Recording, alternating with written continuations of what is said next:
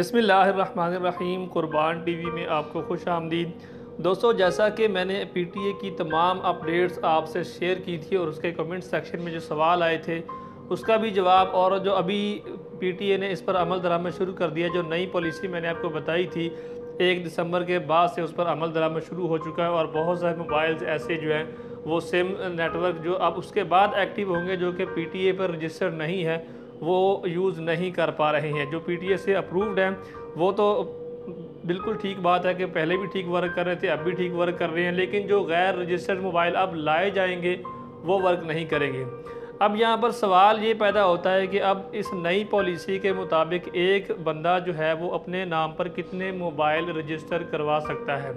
तो यहाँ पर मैं आपको ये बात क्लियर कर दूँ, अगर तो आप पाकिस्तान में रहते हुए कोई मोबाइल ख़रीदते हैं डब्बा पैक और वो पीटीए से अप्रूव्ड है, तो उसमें कोई लिमिट नहीं है। चाहे आप एक मोबाइल ख़रीदें, चाहे 10 ख़रीद लें, चाहे 20 ख़रीद लें एक टाइम पर, क्योंकि वो सभी यहाँ पर पीटीए से अप्रूव्ड हैं, उसमें कुछ भी मसला नहीं है।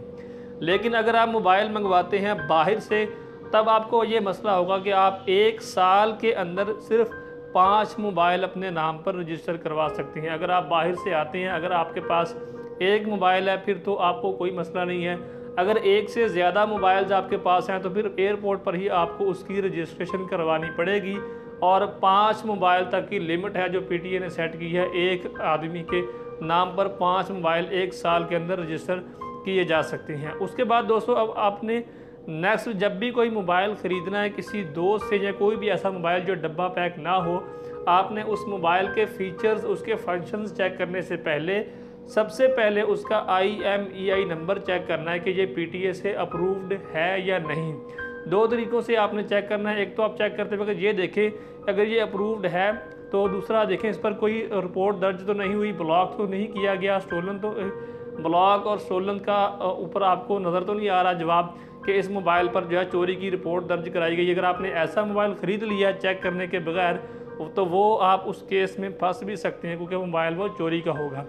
दूसरा आपने ये चीज़ चेक करनी है, क्योंकि बहुत से गैर रजिस्टर्ड मोबाइल जो पहले रजिस्टर नहीं थे, उसको 1 दिसंबर के बाद पीटीए ने जो है उसी सिम के साथ अटैच कर दिया। मगर समझ लें जैसे एक टेलनर की सिम उसके अंदर थी, तो उसमें सिर्फ टेलनर की सिम ही चला पाएंगे आप।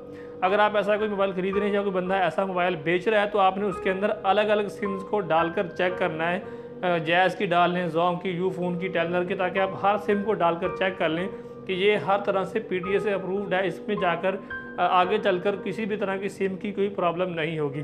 तो ये 3-4 सवाल थे, मैंने सोचा आपको इसका जवाब दे दूं। 1 साल के अंदर आप 5 मोबाइल अपने नाम पर रजिस्टर करवा सकते हैं जो बाहर से लाएंगे, ठीक है। और IMEI चेक कर लेना है कि उस पर कोई चोरी की रिपोर्ट दर्ज ना हो। और तीसरा, उसके अंदर अलग अलग सिम्स को डालकर चेक कर लीजिएगा। उम्मीद है ये वीडियो आपके लिए हेल्पफुल रहा होगा। अपनी मोहब्बत का इजहार लाइक बटन पर कीजिए और अपने राय का इजहार नीचे कमेंट बॉक्स में ज़रूर कीजिएगा। चैनल पर अगर आप नए हैं तो अभी बिल्कुल फ्री में सब्सक्राइब कर लीजिए, साथ घंटी को दबा लीजिए, क्योंकि हम आपके लिए ऐसी मालूमाती वीडियोज़ लेकर हाजिर होते रहते हैं। अस्सलाम।